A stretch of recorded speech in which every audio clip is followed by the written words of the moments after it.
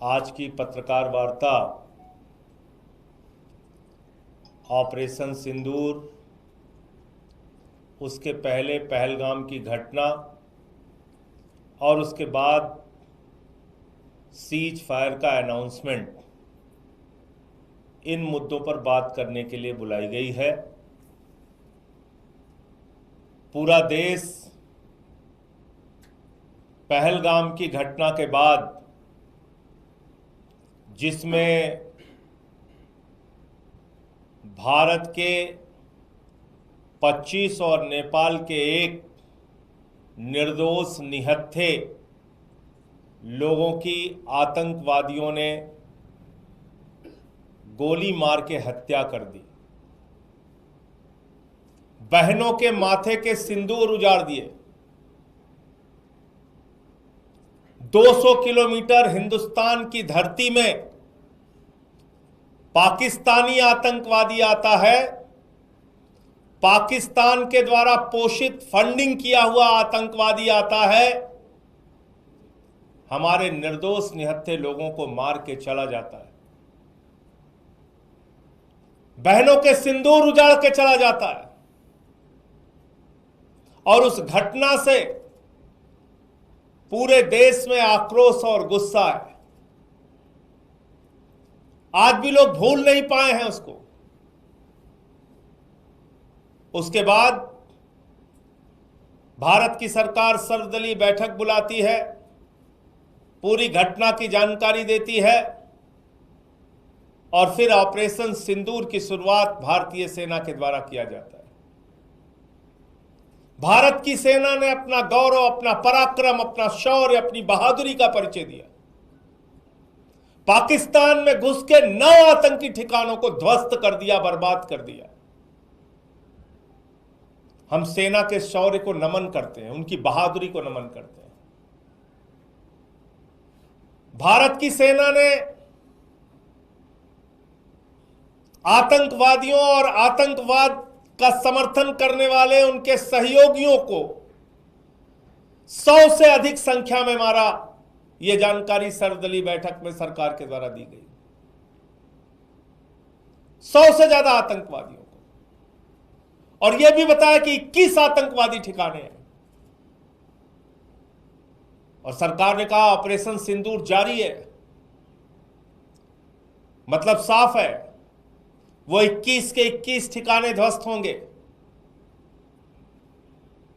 वो जो आतंकवादी पाकिस्तान से आके हमारी बहनों के मांगों के सिंदूर उजाड़ के गए, उन आतंकवादियों का नाश होगा, उनको मारा जाएगा, उनको पकड़ा जाएगा। क्योंकि ऑपरेशन सिंदूर तो शुरू उस वजह से हुआ कि पहलगाम में आतंकवादी आते हैं, वो निर्दोष लोगों को मार के चले गए। लेकिन जब भारतीय सेना इतनी बहादुरी का परिचय दे रही थी, पाकिस्तान को उनके घर में घुस के मार रही थी, हमारे जो तकनीक का विस्तार है वो इतना प्रबल था कि हमने पाकिस्तान की तरफ से होने वाले ड्रोन अटैक्स को विफल किया, हवा में विफल किया, उनके एयरबेस सिस्टम को नष्ट किया, उनके ड्रोन्स को नष्ट किया। जब पाकिस्तान के द्वारा गुरुद्वारे पे हमला हुआ, राजौरी में हमारे एडीसी राजकुमार थापा जी की मृत्यु हो गई, हवालदार दिनेश शर्मा शहीद हो गए,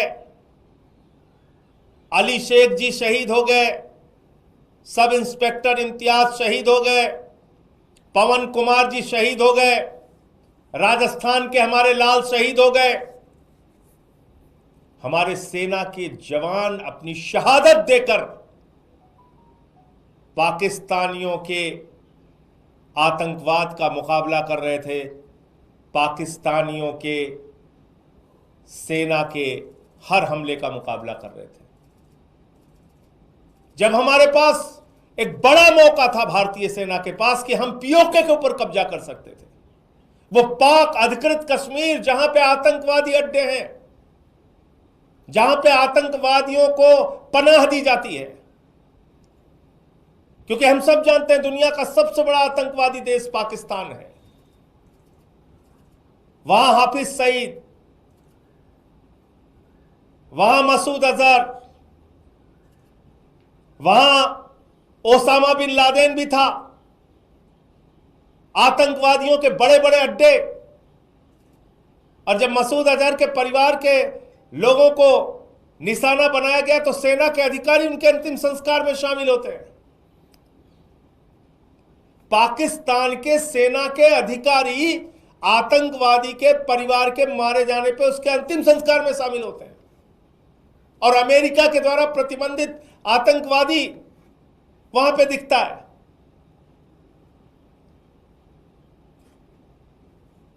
देश के लोगों के मन में एक सवाल है, बहुत बड़ा सवाल, कि जब भारतीय सेना अपने शौर्य और पराक्रम का परिचय दे रही थी, इतनी बहादुरी से पाकिस्तान की सेना का मुकाबला कर रही थी, आतंकवादी अड्डों को नष्ट कर रही थी, पाक ऑक्यूपाइड हम कश्मीर पे हम कब्जा कर सकते थे, हम बलूचिस्तान में जो असंतोष है उसके कारण बलूचिस्तान को उनसे अलग कर सकते थे, उसी तरीके से जिस तरह से 1971 में बांग्लादेश को हमने अलग किया, 2 टुकड़े किए पाकिस्तान के। ऐसे समय में अमेरिका आपके सीज फायर डिक्लेयर कर रहा है।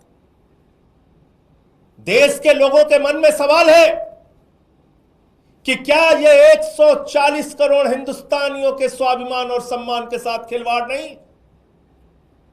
क्या यह भारत की संप्रभुता के साथ खिलवाड़ नहीं? क्या भारत जो दुनिया का सबसे बड़ा लोकतंत्र है उसके ऊपर अमेरिका की दादागिरी चलेगी? अमेरिका का दबाव चलेगा? भारत और पाकिस्तान के बीच में जब भारतीय सेना अपने लक्ष्य को पाने की दिशा में अग्रसर थी, उस समय अमेरिका की धरती से सीज फायर डिक्लेयर हो रहा है। अमेरिका का राष्ट्रपति ट्रंप सीज फायर डिक्लेयर कर रहा है और उसके बाद सरकार उसको मान जाती है। सीज फायर की शर्तें क्या पता नहीं। सीज फायर में वो 4 आतंकवादी 5 आतंकवादी जो पाकिस्तान से आए पहलगाम में, जिन्होंने बहनों के सिंदूर उजाड़े, उनका क्या हुआ? उनके खिलाफ कार्रवाई कब और कैसे होगी? पूरा देश आपसे पूछना चाहता है प्रधानमंत्री नरेंद्र मोदी जी। भारत की संप्रभुता, भारत के स्वाभिमान और सम्मान के साथ खिलवाड़ करने की इजाजत किसी को नहीं है। भारत अपने फैसले लेने में सक्षम है और देश के प्रधानमंत्री से लेके कोई भी मंत्री हो या बड़े बड़े पद पर बैठने वाले लोग संप्रभुता की रक्षा का